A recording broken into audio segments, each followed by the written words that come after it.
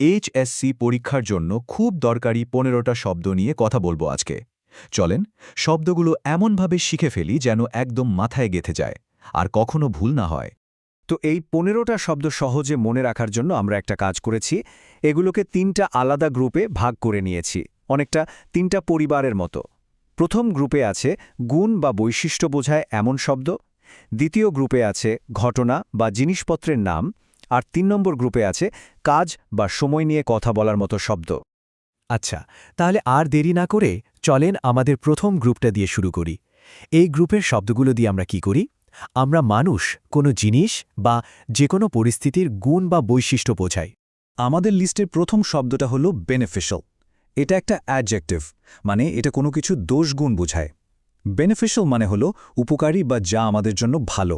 যেমন বাক্যটাতে দেখুন, morning walk is not only pleasant but also beneficial to a persons overall health. মানে সকালে হাঁটা শুধু ভালোই লাগে না, এটা কিন্তু আমাদের স্বাস্থ্যের জন্য অনেক উপকারী। এর সমার্থক শব্দ বা সিনোনিমস কি? Advantages, helpful, useful. সবগুলোর মানেই কিন্তু সাহায্যকারী বা সুবিধাজনক। আর উল্টোটা কি হবে? মানে অ্যান্টোনিমস, হার্মফুল, ডেট্রিমেন্টাল, ড্যামেজিং। খেয়াল করে দেখেন, ডেট্রিমেন্টাল শব্দটার মানেও কিন্তু ক্ষতিকর। এর পরের শব্দটা আমাদের সবার পরিচিত, বেটার। এটা অ্যাডজেক্টিভ আবার অ্যাডভার্ব, দুটো হিসেবেই কাজ করতে পারে। এর মানে তো আমরা জানি, আরও ভালো বা উত্তম। যেমন এই বাক্যটা খেয়াল করুন, হি believed that fighting imperialism was better than accepting it without a struggle. এখানে বলা হচ্ছে তিনি মনে করতেন যে কোনো সংগ্রাম ছাড়াই অন্যের আধিপত্য মেনে নেওয়ার চেয়ে তার বিরুদ্ধে লড়াই করাটা বেটার বা উত্তম। এর সিনোনিমস হল সুপিরিয়র, ইমপ্রুভড, ফাইনার। আর অ্যান্টোনিমস বা বিপরীত শব্দগুলো হল ওয়ার্স, ইনফিরিয়র, পোয়ারার। এবার আসি ব্লেসড শব্দটাতে। এটাও একটা অ্যাডজেক্টিভ। ব্লেসড মানে হলো ভাগ্যবান বা আশীর্বাদ পুষ্ট। যখন কেউ খুব সৌভাগ্যবান হয় আমরা বলি he or she is blessed. যেমন আমাদের দেশ নিয়ে বাক্যটা দেখুন, Bangladesh is blessed with huge inland open water resources and many rivers. মানে হলো বাংলাদেশ অনেক অনেক নদী আর জলাশয় পেয়েছে, এটা আমাদের জন্য একটা আশীর্বাদের মতো। এর সিনোনিমসগুলো খুব সহজ, ফরচুনেট, লাকি, গিফটেড। আর উল্টো শব্দগুলো কি? কার্সড মানে অভিশপ্ত, আর আনফরচুনেট বা আনলাকি মানে তো আমরা জানি দুর্ভাগ্য। আচ্ছা, এবার যে শব্দটা দেখব সেটা হলো ব্রুটাল। এটাও একটা অ্যাডজেক্টিভ, আর এর অর্থ খুবই খারাপ, নিষ্ঠুর, পাশবিক বা অমানবিক। যেমন উদাহরণটা দেখুন, the Pakistani army carried out the most brutal massacre in human history in 1971। এখানে ১৯৭১ সালে সেই ভয়াবহ হত্যাকাণ্ডের কথা বলা হয়েছে। এর সিনোনিমস বা সমার্থক শব্দগুলো হল স্যাভেজ, ক্রুয়েল, ভিশাস। সবগুলোর অর্থই চরম নিষ্ঠুর। আর এর বিপরীত শব্দগুলো ঠিক তার উল্টো, জেন্টল মানে ভদ্র, কাইন্ড মানে দয়ালু, আর হিউম্যান। হিউম্যান শব্দটা হিউম্যান থেকে এসেছে, এর মানে হল মানবিক বা দয়ালু। বিউটি শব্দটা আমাদের সবার জানা। এটা একটা নাউন বা বিশেষ্য পদ। এর মানে হলো সৌন্দর্য। বাক্যটা দেখি, everyone appreciates her beauty but she also wants people to notice her talent. অর্থাৎ সবাই তার সৌন্দর্যের প্রশংসা তো করেই, কিন্তু সে চায় যে মানুষ তার ভেতরের প্রতিভাটাকেও গুরুত্ব দিক। এর সিনোনিমসগুলো হলো অ্যাট্রাক্টিভনেস, লাভলিনেস, এলিগেন্স। আর বিপরীত শব্দগুলোও সহজ, আগলিনেস, হোমলিনেস, আনঅ্যাট্রাক্টিভনেস। আমাদের প্রথম গ্রুপের শেষ শব্দটা হলো ক্যারেক্টার। এটা একটা নাউন। ক্যারেক্টার মানে শুধু চরিত্র না, এর একটা গভীর অর্থ আছে। এটা দিয়ে মূলত একজন মানুষের ভেতরের স্বভাব, তার নৈতিক গুণাবলীকে বোঝানো হয়। যেমন এই বাক্যটা কিন্তু খুবই সুন্দর, it takes strong character to restrain natural passions and choose to forgive instead.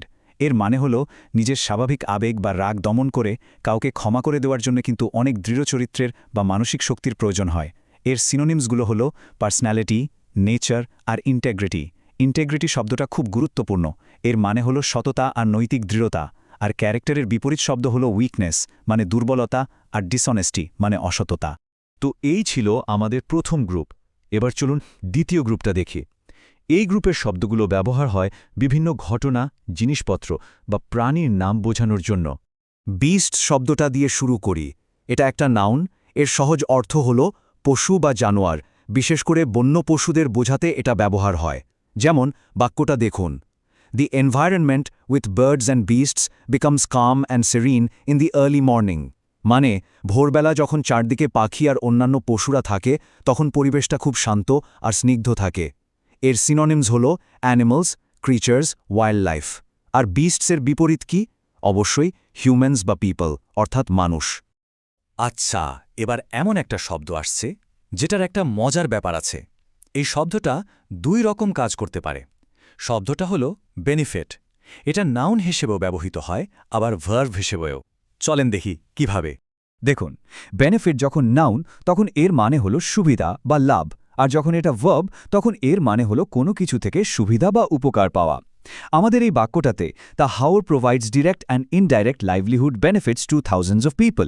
এখানে বেনিফিটস শব্দটা নাউন হিসেবে ব্যবহার হয়েছে, মানে হাওর হাজার হাজার মানুষের জীবনযাপনের জন্য প্রত্যক্ষ এবং পরোক্ষ সুবিধা দেয়। নাউন হিসেবে এর সিনোনিমস হল অ্যাডভান্টেজ, গেইন, প্রফিট, আর অ্যান্টোনিমস বা বিপরীত শব্দ হল ডিসঅ্যাডভান্টেজ, হার্ম, লস। এর পরের শব্দটা হলো ক্যালামিটিজ। এটা একটা নাউন। ক্যালামিটি মানে কিন্তু ছোটখাটো কোনো বিপদ না। এর মানে হলো বড় ধরনের দুর্যোগ বা বিপর্যয়। যেমন বাক্যটা দেখুন, earthquake is one of the most common natural calamities on earth. মানে ভূমিকম্প হল পৃথিবীর অন্যতম একটা প্রাকৃতিক দুর্যোগ। এর সিনোনিমসগুলো বেশ বড় বড়: ডিজাস্টার্স, ক্যাটাস্ট্রফিজ, ট্র্যাজেডিজ। এই সবগুলোর মানেই কিন্তু বড় ধরনের বিপর্যয়। আর এর উল্টোটা কি হবে? দুর্যোগের উল্টো হলো আশীর্বাদ, তাই না? তো অ্যান্টোনিমস হল ব্লেসিংস, ফরচুন, লাক। এর পরে শব্দটা হলো চান্স। এটাও একটা নাউন। চান্স মানে সুযোগ, আবার সম্ভাবনাও বোঝায়। যেমন আগের বাক্যের সূত্র ধরেই বলা হচ্ছে, there is a great chance of an earthquake occurring, মানে ভূমিকম্প হওয়ার একটা বড় সম্ভাবনা আছে। এর সিনোনিমস হল অপরচুনিটি, পসিবিলিটি, লাইকলিহুড, আর বিপরীত শব্দ হল ইম্পসিবিলিটি, মানে অসম্ভাবনা, বা সার্টেনিটি, মানে নিশ্চয়তা। ব্যাস, দুটো গ্রুপ শেষ। এবার আমরা আমাদের ফাইনাল বা শেষ গ্রুপে চলে এসেছি। এই গ্রুপের শব্দগুলো দিয়ে বিভিন্ন কাজ, নড়াচড়া আর সময়ের সম্পর্ক বোঝানো হয়। এই গ্রুপের প্রথম শব্দটাও কিন্তু একটা ডাবল রোল প্লেয়ার। শব্দটা হলো বিফোর। এটা প্রেপোজিশন হিসেবেও কাজ করে, আবার অ্যাডভার্ব হিসেবেও কাজ করে। বিফোরের মানে হল আগে বা সামনে। যেমন এই বাক্যটা খেয়াল করুন, standing before the graves we bow down our heads to show respect to the martyrs. এখানে বিফোর মানে কিন্তু আগে না, এখানের মানে হল সামনে, অর্থাৎ কবরের সামনে দাঁড়িয়ে আমরা শহীদদের প্রতি সম্মান জানাতে মাথা নত করি। তো এর সিনোনিমস হল prior to, previously, earlier then. আর বিপরীত শব্দগুলো খুবই সহজ: আফটার, ফলোয়িং, লেটার। আমাদের পরের শব্দটা হল বিগ্যান। এটা কিন্তু বিগিন ভার্বটার পাস্ট টেন্স ফর্ম। বিগিন মানে শুরু করা, আর বিগ্যান মানে শুরু করেছিল। যেমন Tereshkova began preparing for her own flight, অর্থাৎ তেরেস্কোভা তার নিজের ফ্লাইটের জন্য প্রস্তুতি নেওয়া শুরু করেছিলেন। এর সিনোনিমসগুলো হল স্টার্টেড, কমেন্সড, ইনিশিয়েটেড। এই কমেন্স শব্দটাও মনে রাখবেন, এর মানেও শুরু করা। আর উল্টো শব্দগুলো হল এন্ডেড, ফিনিশড, কমপ্লিটেড। আরেকটা শব্দ পেলাম যেটারও দুটো রূপ আছে। শব্দটা হলো বো। এটা ভার্বও হতে পারে, নাউনও হতে পারে, তবে এখানে আমরা এটার ভার্ব হিসেবে ব্যবহারটা দেখব। ভার্ব হিসেবে বো মানে হল সম্মান জানাতে মাথা বা শরীর নিচু করা। যেমন ওই আগের বাক্যটাতেই ছিল, we bow down our heads to show respect to the martyrs, মানে আমরা মাথা নত করি। এর সিনোনিমস হল বেন্ড, নড, ইনক্লাইন। আর বিপরীত শব্দগুলো কি হবে? মাথা নত না করে সোজা হয়ে দাঁড়ানো, মানে স্ট্যান্ড আপরাইট, অথবা কোনো কিছুর বিরোধিতা করা, যেমন রেজিস্ট বা ডিফাই। ডিফাই মানে হল অমান্য করা। কল্ড শব্দটা খুব কমন একটা ভার্ব। এর মানে হল ডাকা হয় বা নামে পরিচিত। যেমন বাক্যটাতে বলা হচ্ছে, the area is called Chuknagar, মানে এই এলাকাটাকে চুকনগর নামে ডাকা হয় বা এটা চুকনগর নামে পরিচিত। এর সিনোনিমস হল নেমড, নোন অ্যাজ, ডেজিগনেটেড। আর অ্যান্টোনিমস কি হতে পারে? আননেমড, মানে যার নাম দেওয়া হয়নি, অথবা অ্যানোনিমাস, মানে নামহীন বা পরিচয়হীন। আর আমরা একদম শেষ শব্দে চলে এসেছি। শব্দটা হলো সিজলেসলি। এটা একটা অ্যাডভার্ব।